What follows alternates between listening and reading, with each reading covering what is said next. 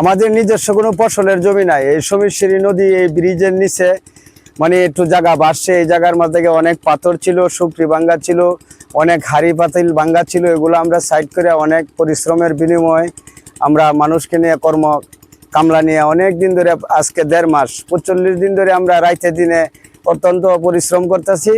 এই পাথর পালতাছি, এই সুকরি পালতাছি, পালাইয়া এই যে মেশিন দিয়ে পানি ধরতাছি, কামলা নিতেছি, নিয়ে হাইরা জ্বালা আনছি আমরা দুবাউরা থেকে।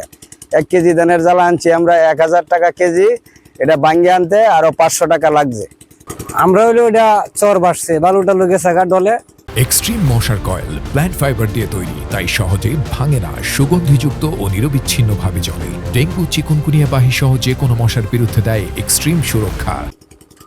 এখন হইলো মাটি বাসছে, মাটির মধ্যে বোঝা যাইতেছে যে বালু কিছু পাথর মাথর চাচ্চা চুচ্চা কামলা কুমলা লইয়া এগুলা আমরা 1-1.5 মাস ধরে বা 1-150 কামলা কুমলা গেছে গাই জায়গায়।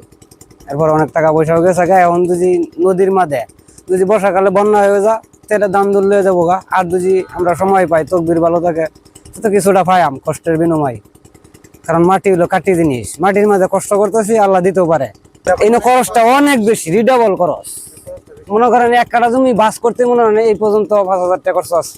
পাথর বালু এগুলো টাকা সাইড করিয়া, এরপরে গাছ পুরানা গাছ গুছ পরে আগে তৈরি বাড়ি ঘর ধরা চিনমিদি মুরব্বীর কাছে শুনি। নির্দিষ্ট জমি কেউ থাকলে কি সরকারের জমির মধ্যে এইভাবে চাষবাস করে?